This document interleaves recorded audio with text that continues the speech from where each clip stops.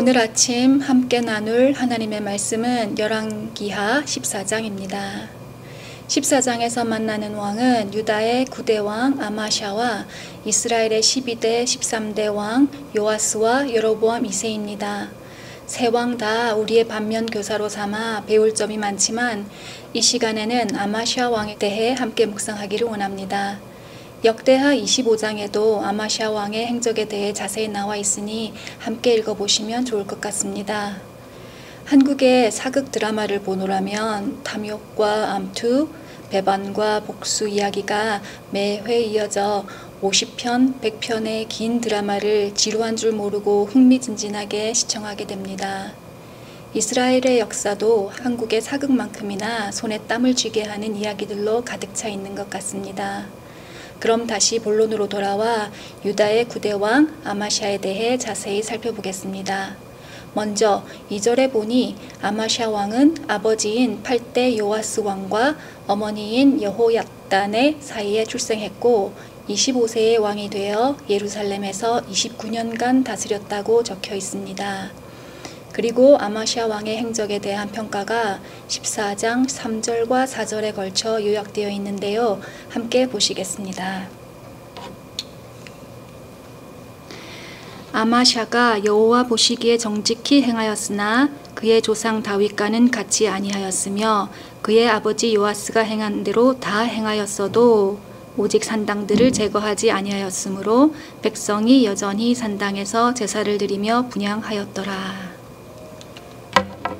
좀 애매모호한 평가입니다. 칭찬인지 욕인지 좋은 왕이었단 말인지 나쁜 왕이었다는 말인지 약간 헷갈리는 표현입니다. 하지만 이런 비슷한 표현이 아마샤 왕뿐만 아니라 다른 유다 왕들이나 성경 인물에 대해서도 사용되어져 있음을 성경 곳곳에서 발견합니다. 다시 한번 보시겠습니다.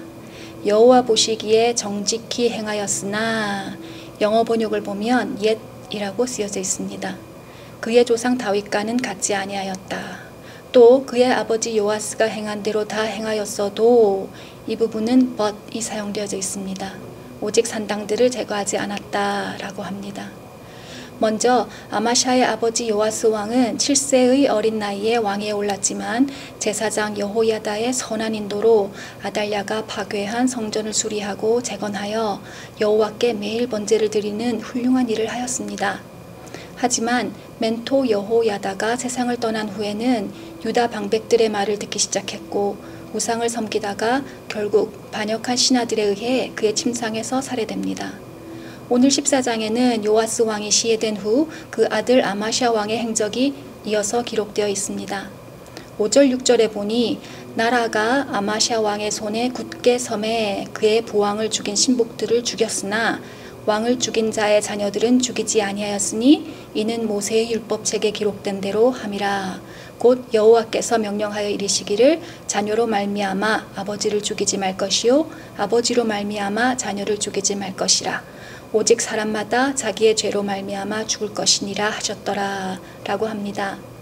나라를 굳건히 한 후 선왕을 살해한 자들을 복수하되 율법에서 허락하는 한도를 지킨 것입니다.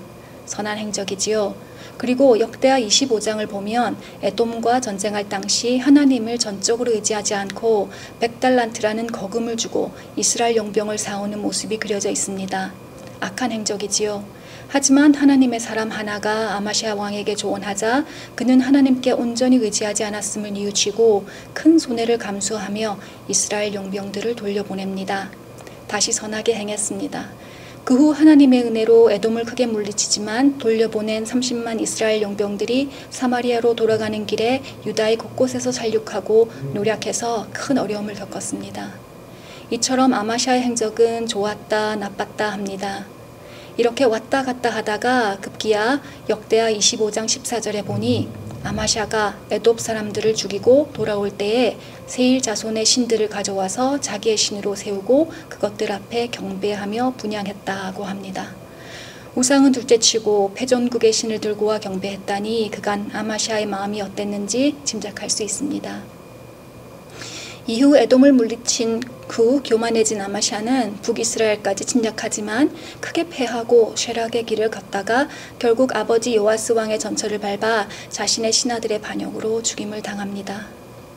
지금까지 살펴본 아마샤 왕의 삶이 이스라엘 어느 왕 못지않게 참 파란만장합니다. 그럼 다시 2, 3절 아마샤 왕에 대한 평가를 읽어보겠습니다. 아마샤가 여호와 보시기에 정직히 행하였으나 그의 조상 다윗과는 같지 아니하였으며 그의 아버지 요아스가 행한 대로 다 행하였어도 오직 산당들을 제거하지 아니하였으므로 백성이 여전히 산당에서 제사를 드리며 분향하였더라. 우리 담임 목사님께서 8월 15일 주일 설교 때 이스라엘 통일 왕국 시대의 세 왕인 사울, 다윗, 솔로몬을 비교하시면서 사울은 무심, 다윗은 전심, 솔로몬은 반심이었다라고 말씀하셨습니다.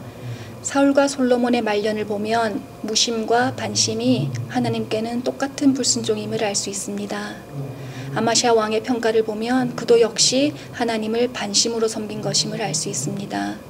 아마샤가 여호와 보시기에 정직히 행하였으나 그의 조상 다윗과는 같지 아니하였으며 또 그의 아버지 요아스가 행한 대로 다 행하였어도 오직 산당들을 제거하지 아니하였으므로 아마샤 역시 하나님을 믿되 온전히 믿지 못하였고 하나님 일을 하되 완전히 순종하지 않은 것입니다.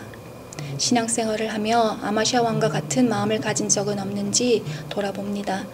부끄럽지만 매 순간이 그랬고 그래서 회개합니다. 하나님을 반만 믿고 반만 구원받는 그런 게 있다면 중간쯤 원하는 곳에서 타협점을 찾고 편하게 인생을 살 수 있겠다라는 어리석은 생각을 해보지만 당연히 가당치 않은 얘기지요. 마가복음 12장 31절에서 예수님께서 말씀하신 것처럼 하나님께서는 우리가 마음을 다하고 목숨을 다하고 뜻을 다하고 힘을 다하여 하나님을 사랑하기를 원하십니다. 마음과 목숨과 뜻과 힘은 저의 모든 것 아니겠습니까? 저와 모든 유성 성도님들의 삶이 마지막 평가에 그러나 그랬어도 but yet과 같은 접속사가 없기를 바랍니다. 다윗과 같이 전심으로 하나님을 사랑하기를 소망합니다. 기도하시겠습니다. 좋으신 하나님 참 감사합니다. 저희가 매일 배우고 묵상할 수 있는 말씀을 남겨주셔서 감사하고 또 마음에 성령님을 보내주사 깨우치게 해주시니 감사합니다. 하지만 이제 213에서 배운 대로 기록된 말씀을 읽고 깨닫는 것에서 멈추지 않고 그 말씀을 제 삶 속에서 살아내기를 원합니다. 그래서 마음과 목숨과 뜻과 힘을 다하여 하나님을 전심으로 사랑하기를 원합니다. 힘과 지혜와 용기를 허락하여 주시옵소서. 이 모든 말씀 지금 이 순간에도 살아서 역사하시는 예수 그리스도의 이름으로 기도드렸습니다. 아멘.